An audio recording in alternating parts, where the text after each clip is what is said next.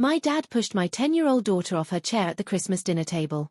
That seat is for my real grandkid. Get out. She hit the floor in front of 14 family members. And nobody moved. I didn't scream. I didn't cry. I said 4 words. My mom dropped her wine glass. My dad's face turned white. 3 days later, he got a special letter in the mail and his hands wouldn't stop shaking. My name is Dana. I'm 34, a single mom, and an emergency room nurse. And this is the story of how I stopped begging my family to let us be part of their group and started building my own family. If you're watching this, please subscribe and let me know in the comments where you're watching from. Now, let me take you back to the morning of December 25th, the day everything changed. Most mornings started the same way. 5:30 in the morning in a tiny cottage the size of a 2-car garage, hidden behind my parent house at 14, Beerwood Lane. I'd stand barefoot on the cold floor, pouring coffee into the only cup that wasn't broken, while the heater made clicking and moaning sounds like it was upset about the cold December weather in Connecticut. Lily would still be asleep in the next room, 10 years old that winter. Brown hair spread across the pillow, one arm wrapped around a stuffed bear so worn out you could see the stitching through its belly. She'd had that bear since the day I brought her home from foster care. 3 years old, quiet, holding my pointer finger like it was the last safe thing in the world. 7 years later, she wasn't quiet anymore. She drew all the time. Birds, houses, families eating dinner together. She read books meant for kids 2 grades older than her. And every few weeks, usually at bedtime, she'd look up at me and ask the same question. Mommy, am I really yours forever?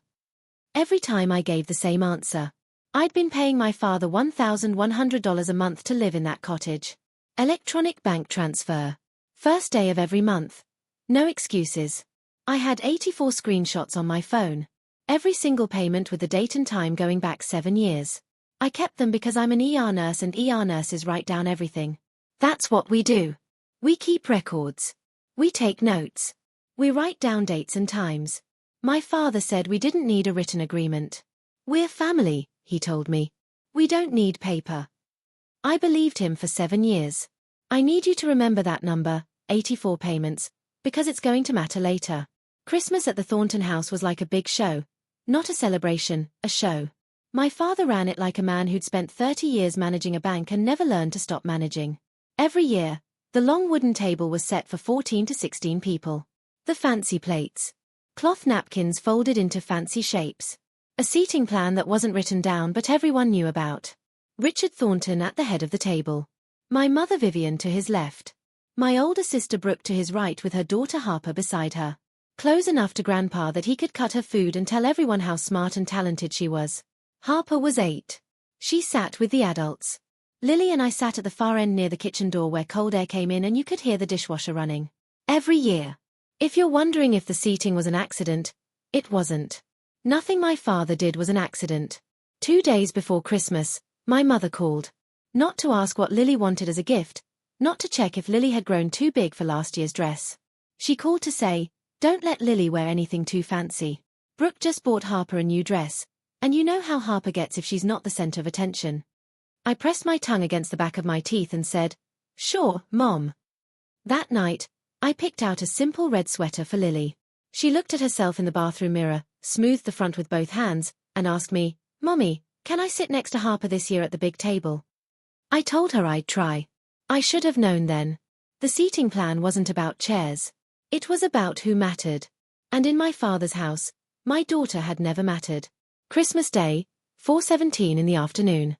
The sky had turned the color of wet cement, and thin snow was falling, the kind that doesn't stick, but makes everything look like it's inside a snow globe, pretty and closed off. Lily carried a rolled-up piece of paper in both hands, held out in front of her like a candle at church.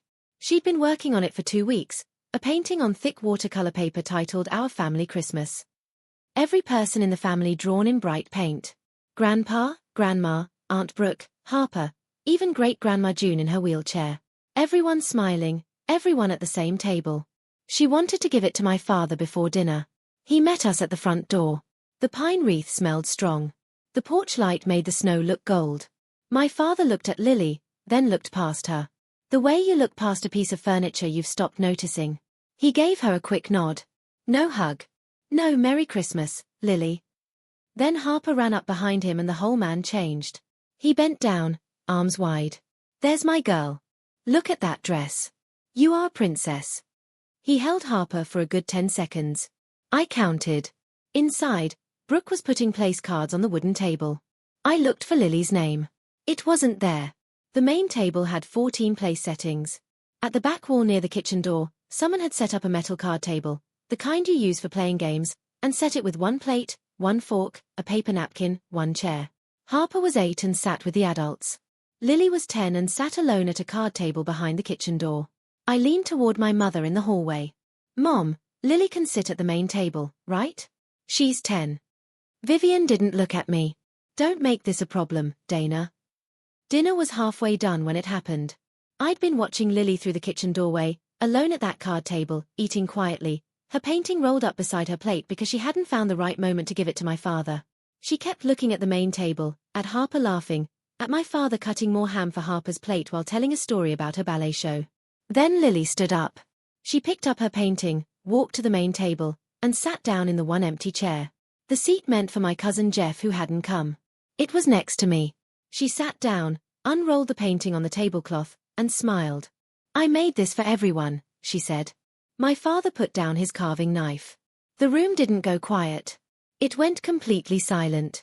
14 forks stopped moving at the same time.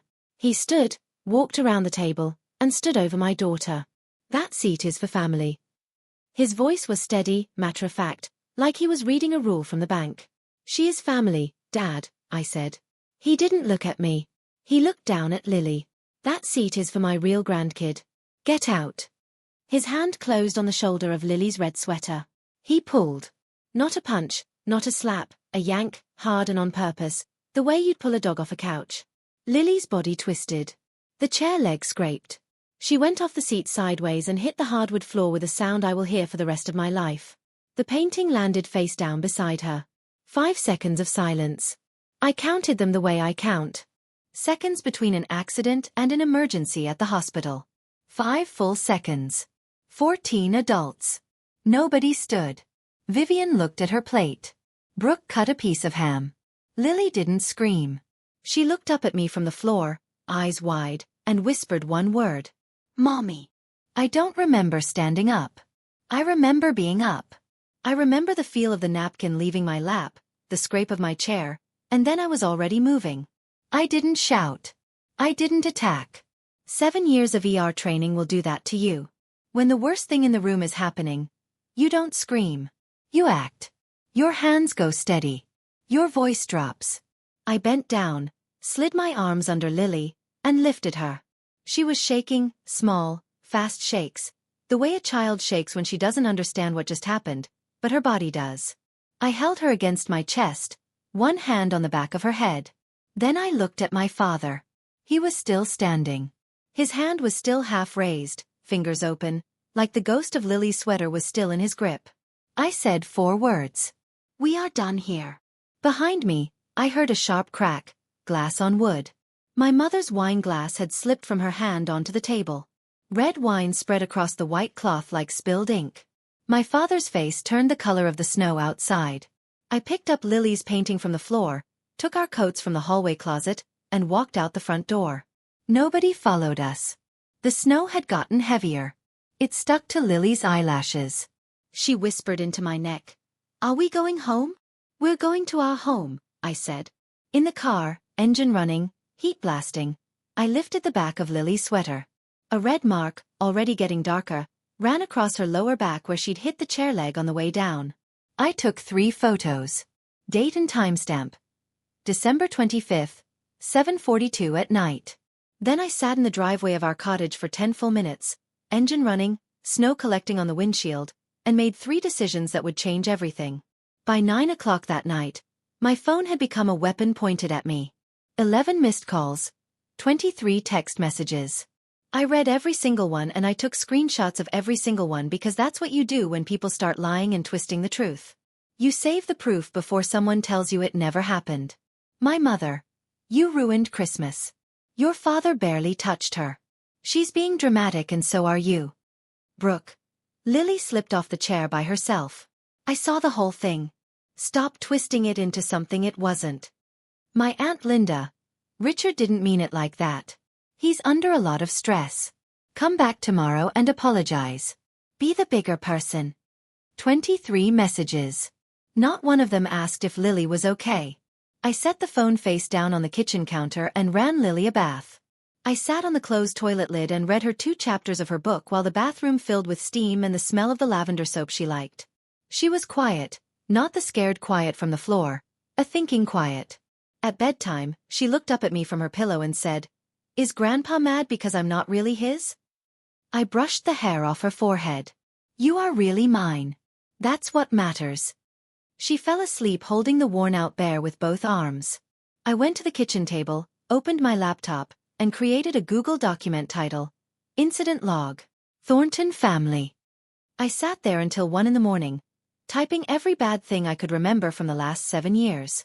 Dates, quotes, who was there, things said to Lily, things said about Lily when she was in the next room.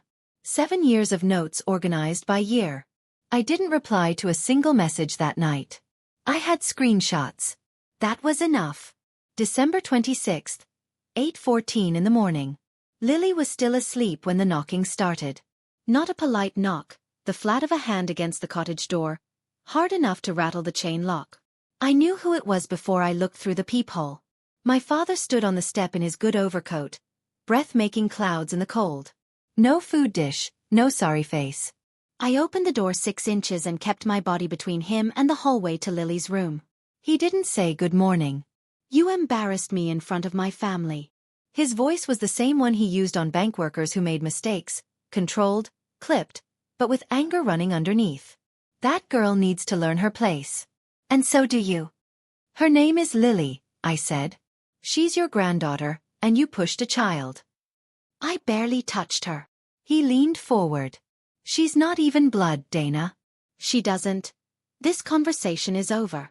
Do not come to this door again until you're ready to apologize to Lily." I closed the door. Deadbolt. Chain. He knocked again. Louder. Then his voice came through the wood. The way sound comes through hospital walls at 3 o'clock in the morning. Muffled but clear. "This is my property.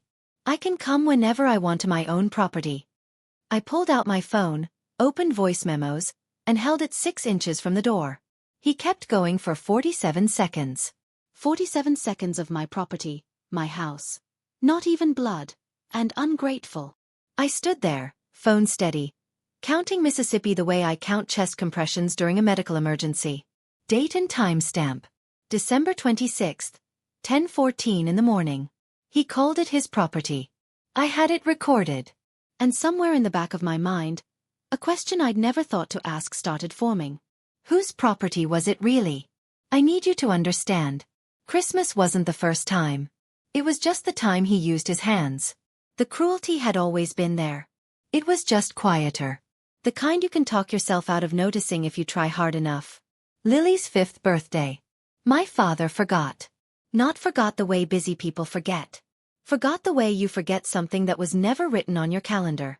Harper's 5th birthday. 6 months later. He rented a bounce castle and a snow cone machine and posted 11 photos on Facebook with the caption, "My little princess turns 5. Brooke got $3,000 a year from our grandmother's education trust fund. Money Grandma June set up for all great-grandchildren. I thought Lily was included. I never checked. That would matter later. When I adopted Lily, I was 27, single, fresh out of nursing school with $40,000 in school debt and a 1-bedroom apartment that smelled like the restaurant below it. My family's reaction was not what the brochures prepare you for. My father, "At least marry someone first." "Brooke, you're going to ruin your life." My mother, quieter but worse. "What if she has problems?" She meant Lily. The year Lily turned 6, my mother said in front of Lily at Thanksgiving, between the cranberry sauce and the green beans, "Well, she doesn't look like us, does she?" I said nothing. I cut my turkey and said nothing because I was living in my father's cottage, paying my father's rent, and I was scared that if I made noise, Lily would lose the only big family she had. 7 years. 84 rent payments. I thought I was buying Lily a place in this family, but you can't buy a seat at a table where you were never welcome. You're just paying for the right to be tolerated. And I was so busy paying, I forgot to check who actually owned the house. December 27th. I called Grandma June. She lived at Maplewood Assisted Living, 40 minutes east, in a single room. With a quilt on the bed and 3 decades of school photos on the wall. 82 years old, hands with arthritis, sharp mind, and the kind of quiet power that comes from teaching third graders for 30 years. She never needed to raise her voice because every child in the room already knew she meant business. I told her what happened. All of it. The card table, the chair, the floor, the sound. She went silent. Not the silence of confusion, the silence of a woman counting to 10 before she speaks so the words come out exact. So he pushed Lily onto the floor. Yes, ma'am. Another silence. 10 seconds. I counted. Then, Dana, I need to ask you something. Are you and Lily still living in the cottage behind the house? Yes. And who told you that house belongs to your father? My stomach dropped. He did. Everyone says it's his. He inherited it, didn't he? The sound Grandma June made was not a laugh. It was the ghost of one. I never transferred the deed, sweetheart. That house is still mine. Every brick, every roof tile, every inch of that cottage your father charges you rent for. He has been living in my house for 15 years and telling everyone it's his. I sat down on the edge of my bed. The room tilted slightly, the way it does when a patient you thought was stable suddenly isn't. I'm calling Marcus, she said. You remember Marcus Webb from your college? He handles my legal papers. I did remember Marcus. Trust and estate attorney.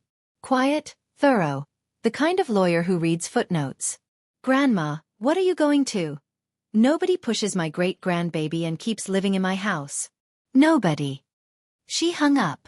And the question I'd been forming since my father's voice came through that door, whose property is it really? Had just been answered. Marcus Webb called me the next morning at 8:15. He didn't waste time on small talk. Lawyers who handle legal papers for 82-year-old women on a mission don't have time for pleasantries. I pulled the county land records online last night, he said. 14, Burwood Lane. The deed is recorded in the name of June A. Whitmore.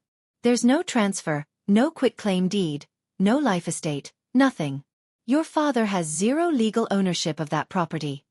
I stared at the wall above my kitchen sink at a water stain shaped like a comma that I'd been meaning to paint over for 3 years. He's been living there, Marcus continued. Basically a renter without a written agreement. And since he told you that the cottage was his property and collected rent from you, we have a situation. What kind of situation? Unfair enrichment.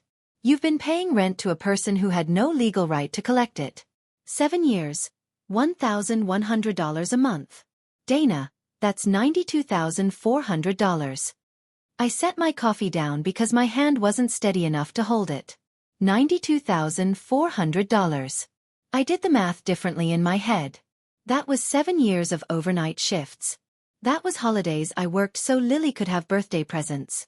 That was the time I picked up a double shift on Thanksgiving because the rent was due on the 1st and my checking account had $800 in it. All of it paid to a man who didn't own a single brick of that house. Marcus sent the scanned deed to my email 10 minutes later. I opened it on my phone. There it was, recorded at the county clerk's office in neat black type. June A. Whitmore. Clear. Permanent. Undeniable. I saved it in 3 places. I was an ER nurse. I wrote down everything. And I was just getting started. The deed was the first crack. The trust was the canyon. Marcus called again that afternoon. He'd requested the account records from the bank that held Grandma June's education trust fund, a trust she'd created in 2016, funded with $120,000, meant for the education benefit of all great-grandchildren of June Whitmore. She'd named my father as the person in charge because he was, in her words, good with money. I could hear Marcus turning pages. The original balance was $120,000, he said. The current balance is $11,340. I pulled the phone away from my ear and looked at it. The way you look at a machine that's just given you a reading you don't trust. Where did the rest go? 14 withdrawals between 2019 and 2024. Every single one is labeled as educational expenses. Harper Thornton Hayes. He paused. Dana. Harper attends public school. There's no tuition. $108,660 withdrawn in Brooke's daughter's name for an education that was free. I thought about Brooke's kitchen remodel 2 years ago, the Cancun trip, the designer bags that showed up in her Instagram stories with captions like, "Treat yourself," and "Because I deserve it." And Lily? I asked. There's not a single withdrawal in Lily's name. Another pause. Longer this time. In fact, Lily isn't listed as a beneficiary at all. The trust says all great-grandchildren. But your father as the person in charge never added her. He had the duty to include her. He chose not to. $108,660 gone. And my daughter's name was nowhere in the document. Not because she wasn't eligible, because my father made sure she wasn't. I closed my eyes, breathed, and for the first time since Christmas, I felt something colder than anger. Marcus set up a three-way call that evening. Me, him, and Grandma June.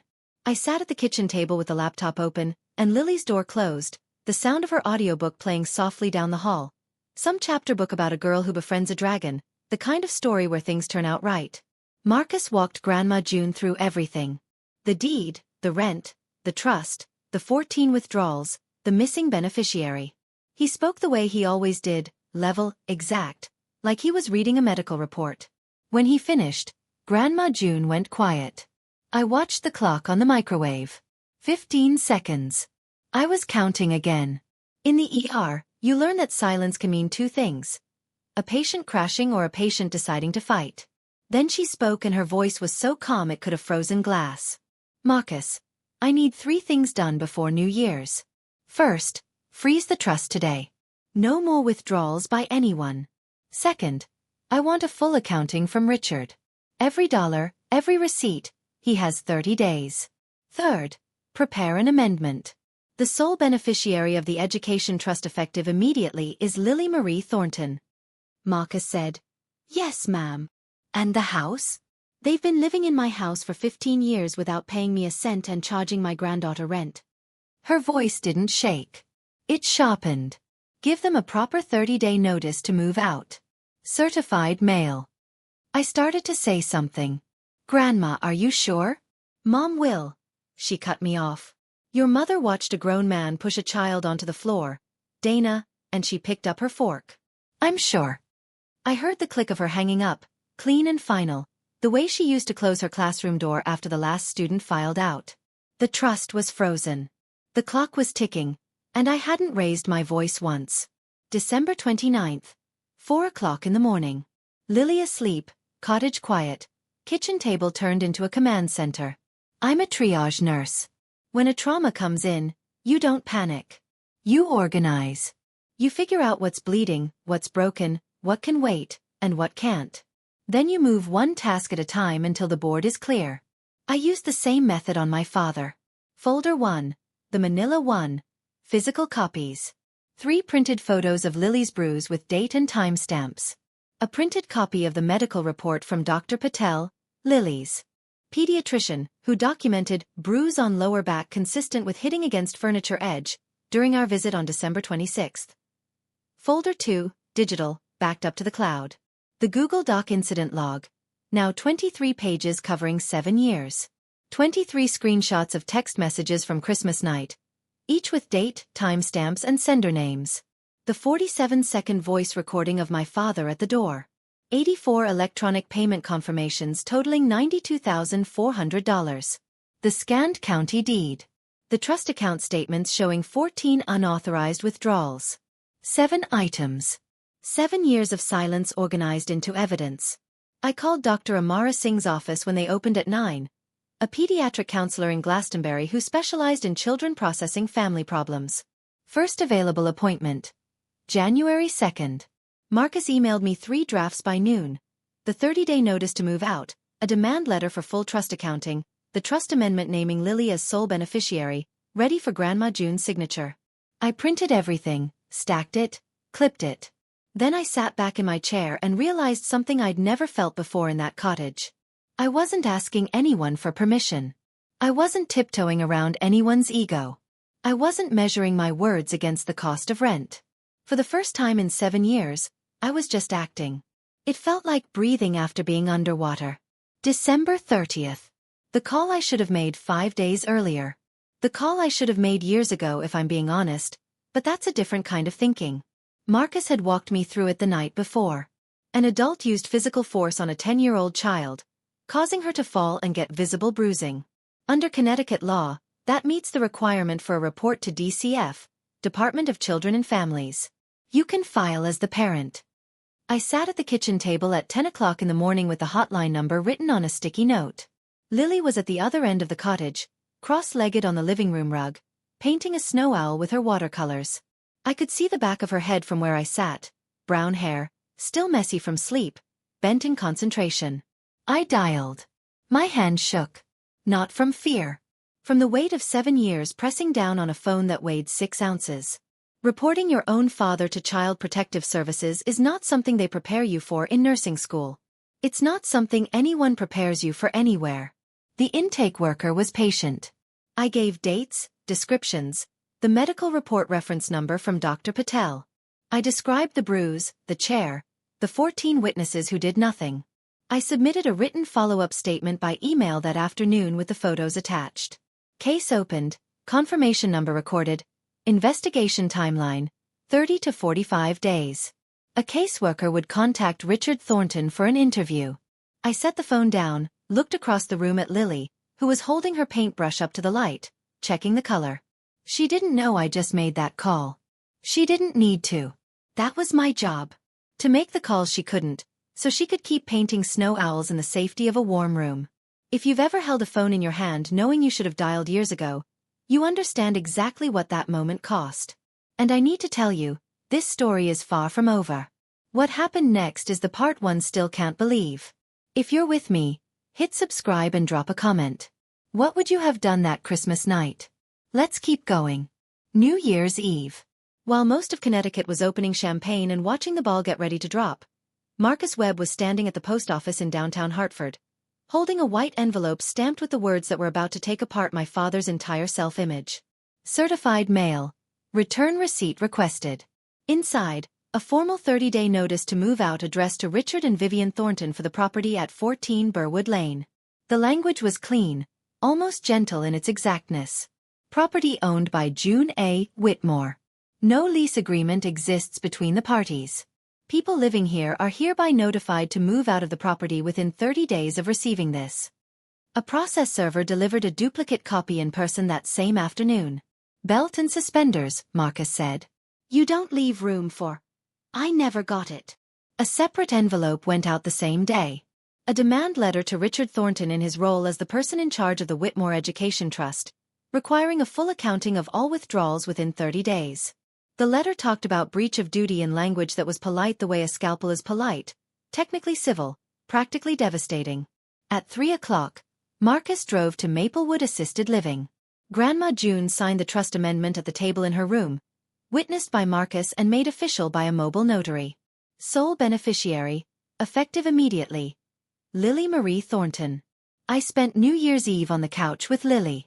We ate popcorn and watched the countdown on TV.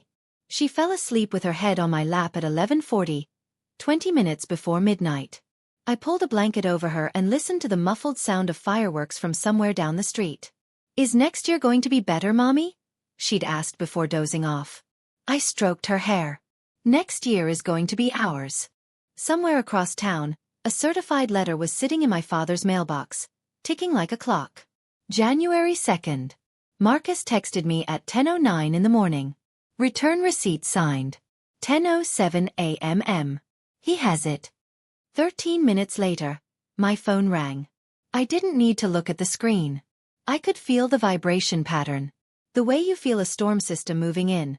Heavy, electric, unavoidable. My father's voice came through at a pitch I'd never heard from him before. Not the controlled bank manager tone, not the quiet threat from the cottage door. This was something cracked open, raw, and wild. Your grandmother is senile. This is my house. I have lived in that house for 15 years. It is mine. You turned a confused old woman against her own family, and I will sue every last one of you. I let him finish. Then you'll need to discuss that with Marcus Webb. His number is on the letter. I hung up. 10:35. Vivian's turn. The crying was already in progress when I picked up. How could you do this to us? We're your parents. We took you in when you had nothing. We let you live in the cottage. You charged me rent for a house that wasn't yours. I have every electronic receipt. I hung up. 11 o'clock. Brooke. I saw the name on the screen and let it go to voicemail. The message was 40 seconds of threats about lawyers, elder abuse, and how I was going to pay for this. I saved it, filed it, moved on. That afternoon, Marcus told me Richard had called Grandma June directly, screamed at her for 4 minutes. Grandma June waited for him to finish, then said in the same voice she'd used to quiet a classroom of 8-year-olds, "I'm 82, Richard. Not stupid. You have 29 days." She hung up first. The calls didn't work, so they switched tactics. First week of January, Brooke sent a group text to every relative in the family. 23 people, including cousins I hadn't spoken to since Obama was president. I know because my cousin Rachel forwarded it to me within the hour with a single comment, "Thought you should see this." The text read, "Just wanted everyone to know what's happening. Dana is manipulating Grandma June, who, as many of you know, has been declining mentally. She is trying to steal the family home and turn Grandma against Mom and Dad. Grandma has signs of dementia and doesn't understand what she's signing. Please call her and talk some sense into her before this goes further. This is breaking Mom's heart. Every sentence, a lie pressed flat and smooth. The way you iron a crease into a shirt you want to look nice." I took a screenshot, filed it. Then my Aunt Linda called. Linda, who texted me on Christmas night to say, "Richard didn't mean it, be the bigger person." Her voice was careful now. Testing. "Dana, is it true you're trying to kick your parents out of their home?" "It's not their home, Aunt Linda. It's Grandma June's. Dad lied and he pushed Lily. Richard would never. I have a recording." Silence. "Then what?" I sent her the 47-second voice memo, the one with my property, and not even blood and ungrateful. I didn't say anything else. I just sent it and waited. 3 minutes later, Linda texted back 2 words. "Oh God." 2 of my cousins unfriended me on Facebook that week. My great-aunt Patty sent a message that said, "You're tearing this family apart over a chair." I didn't respond. I didn't post. I didn't argue. Brooke had texted 23 people. I sent 1 recording to 1 person. Receipts don't need an audience. They need the right ears. January 2nd, the same day my father received the letter and started screaming. While he was calling lawyers and threatening lawsuits, I was in a waiting room in Glastonbury with magazines from 2022 and a fish tank that hummed like a meditation app. Lily was behind the closed door with Dr. Amara Singh. 45 minutes. I sat in the blue vinyl chair and stared at the fish, a fat orange one going in circles, and tried not to think about what my daughter might be saying in there. When the door opened, Dr. Singh asked Lily to pick a sticker from the treasure box in the corner, then stepped into the hallway with me. She was small, calm, the kind of person who speaks like every word has been weighed on a scale first. "Lily asked me something today," she said. "She asked me if she's real." I felt the floor tilt. She said her grandfather has been telling her she's not a real grandchild for years. Not just Christmas. She said the other kids at family events repeat it. Not real, not blood, not one of us. She's been carrying that much longer than you think. I pressed my back against the hallway wall. The fluorescent light buzzed above us. "She is resilient," Dr. Singh said. "But she needs to hear from the actions around her, not just words, that she belongs." "She will," I said. "I promise." On the drive home, Lily sat in the back seat, peeling the edges of her sticker, a purple triceratops. She said without looking up, "Dr. Singh told me feelings aren't wrong or right. They just are." "That's true, baby." "Then is it okay that I'm mad at Grandpa?" "It is absolutely okay." She nodded and went back to her sticker. I could protect her from a push. I had. But I hadn't protected her from the words. The years of quiet, daily damage that taught her to question whether she was real. That failure sat in my chest like a stone. And I swore right there on Route 17, with the heater blowing and the Triceratops sticker half peeled, that it would be the last time I was late. January 15th. The accounting deadline hit like a timer going off in an empty room. Marcus called at 4 in the afternoon. His voice had the particular flatness of a man who expected exactly this. No response from your father. No accounting, no receipts, no communication from his attorney, if he even has one. The 30-day window for the trust accounting has closed. I was in the break room at the hospital, still in scrubs, eating a granola bar that tasted like pressed sawdust. Through the window, I could see the parking lot dusted with old snow, gray and pitted. What happens now?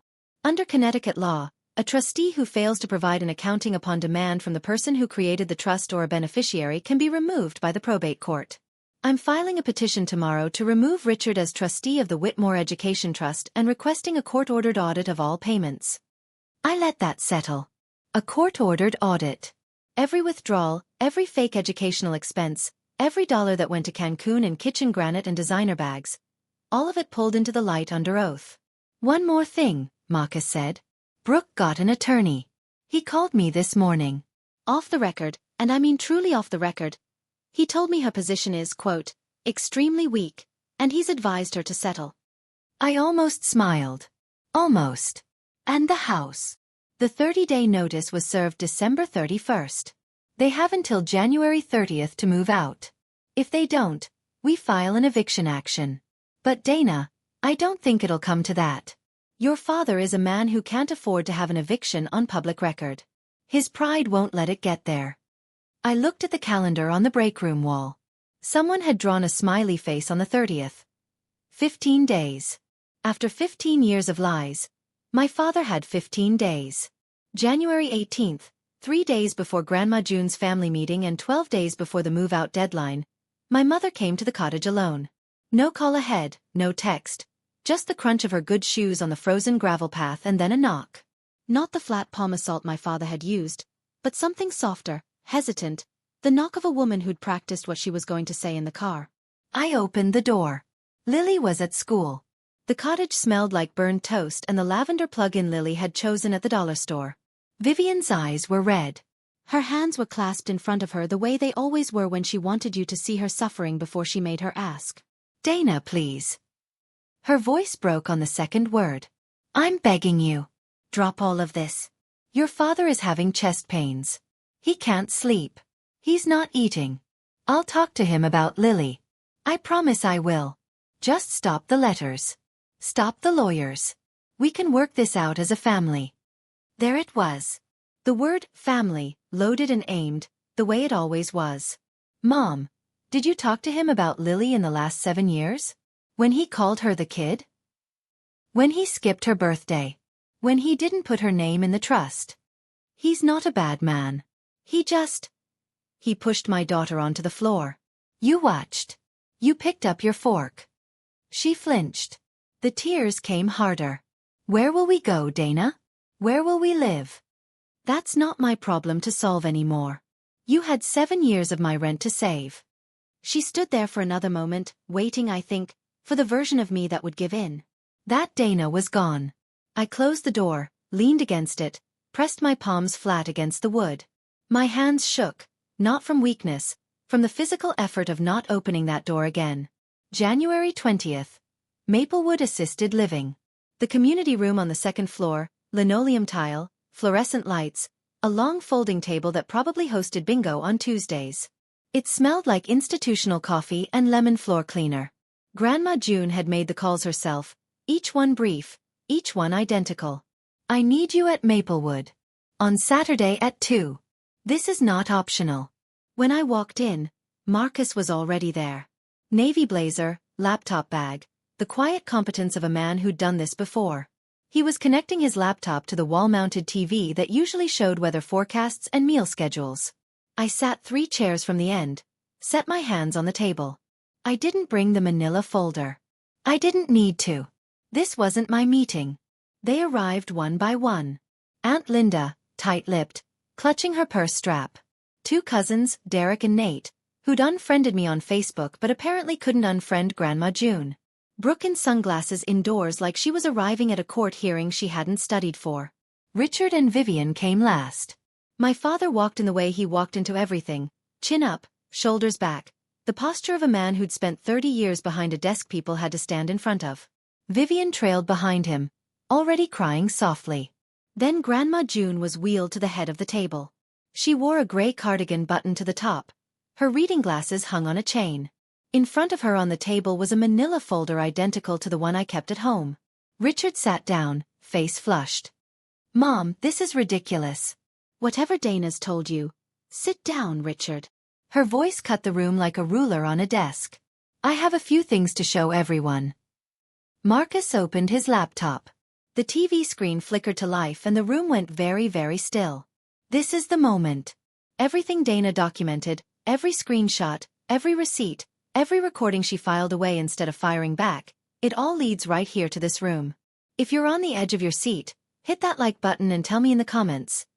Do you think Richard will finally face what he did? Stay with me. Grandma June spoke the way she taught. Slowly, clearly, with the patience of someone who knows the class isn't going to like the lesson. 15 years ago, I allowed Richard and Vivian to move into my home on Burwood Lane. It was a kindness, not a transfer. She nodded at Marcus. He placed a printed sheet in front of every person at the table. This is the county land record for 14 Burwood Lane. The owner today, as it has been since 1987, is June A. Whitmore. Me. Richard's jaw moved, but nothing came out. The color was leaving his face the way heat leaves a room when you open a window in January. 10 years ago, Grandma June continued, I created an education trust fund for all my great-grandchildren. All of them. I named Richard as the person in charge because I trusted him. She paused on the word, trusted, the way you pause on a crack in the ice. Marcus pressed a key. The TV screen lit up with a bank statement, rows of transactions, dates, amounts neatly highlighted in yellow. These are the withdrawal records from that trust. 14 withdrawals over 5 years. Total. $108,660. Every one of them labeled educational expenses. Harper. She turned to Brooke. Brooke's sunglasses were off now. Her face had the color and texture of skim milk. Harper goes to public school. Brooke. There is no tuition. The room made a sound, not a gasp, more like the collective inhale of 6 people understanding something at the same time. Grandma June turned back to the table. Her voice didn't waver. And Lily Thornton, my great-granddaughter, Dana's daughter, was never added as a beneficiary. Not because she wasn't eligible, because Richard, as the person in charge, decided she wasn't family. She let that word hang in the air, family, like a nail driven through the center of the table. Richard stood up. The chair behind him screeched on the linoleum.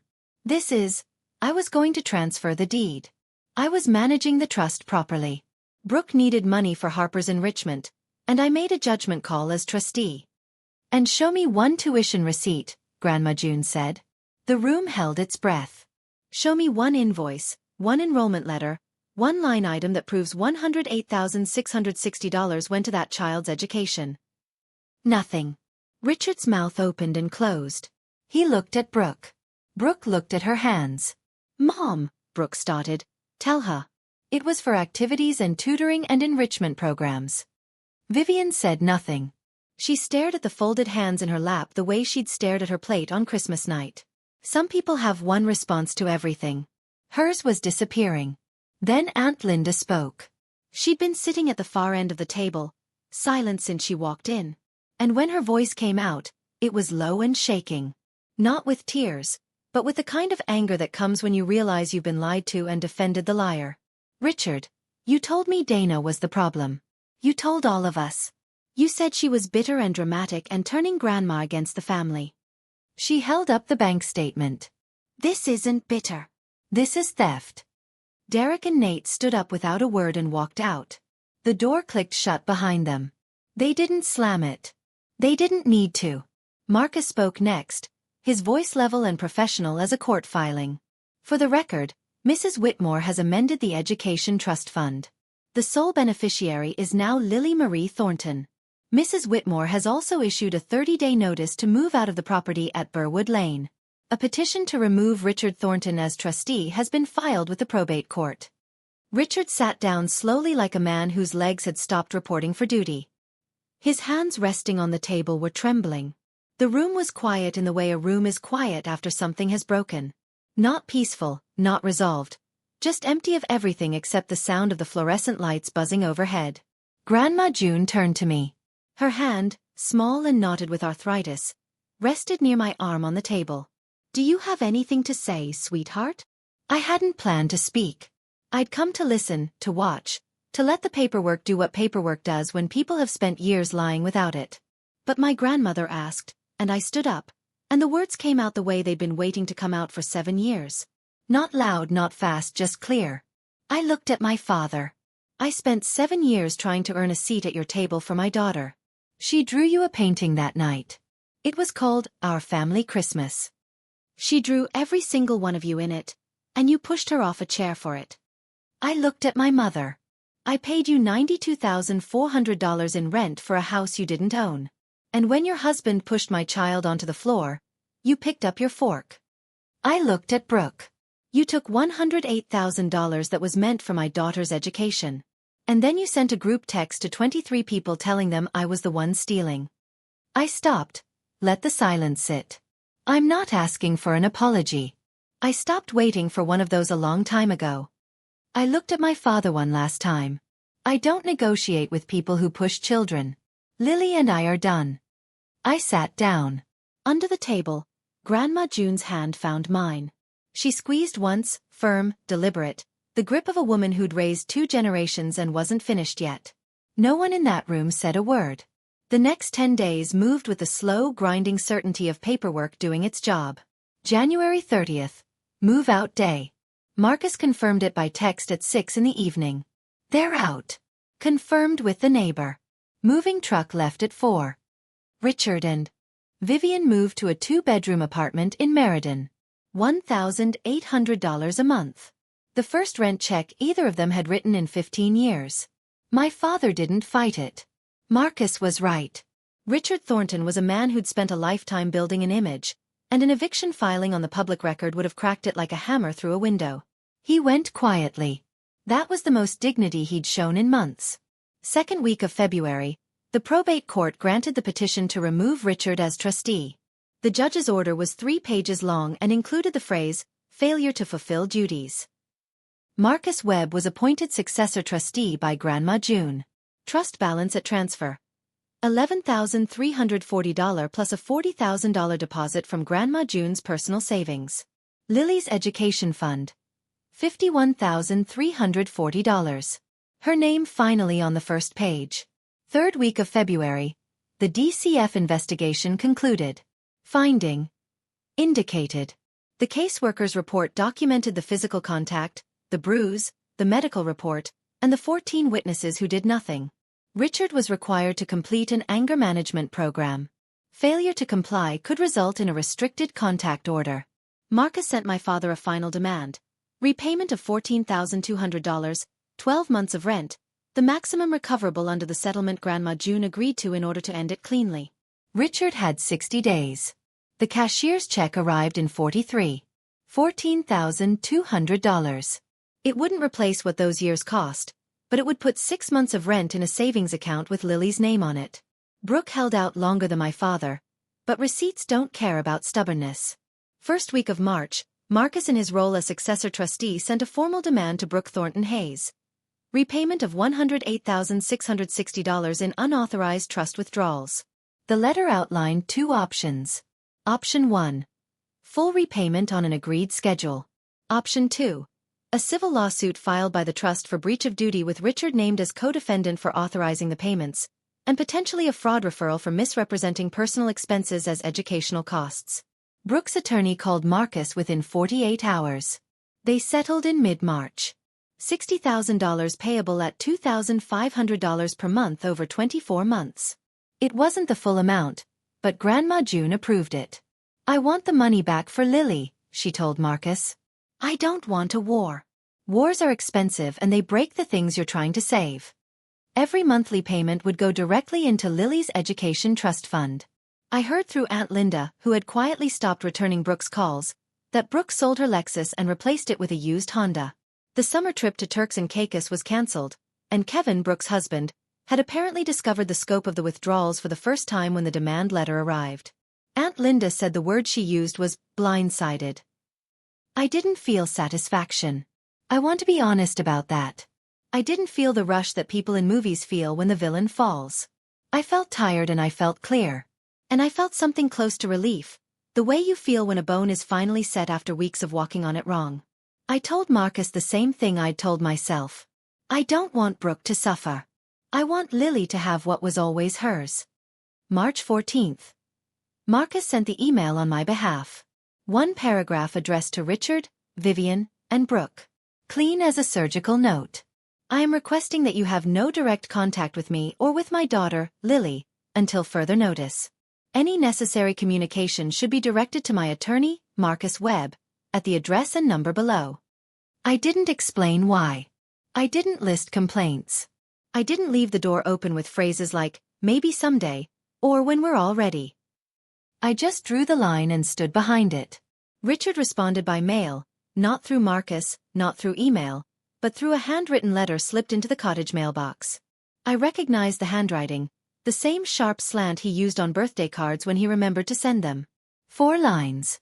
You destroyed this family. I hope you're proud of yourself. Your mother cries every night. This isn't over. I read it once, folded it, placed it in the manila folder, did not respond. In April, Vivian sent Lily a birthday card, pink envelope. Inside, 3 words in her looping cursive.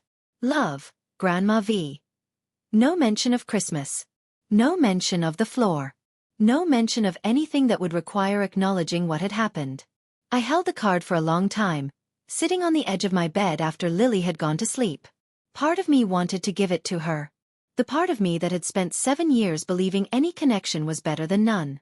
I put it in a drawer instead. Not forever, just not yet. No contact wasn't punishment. I want to be clear about that.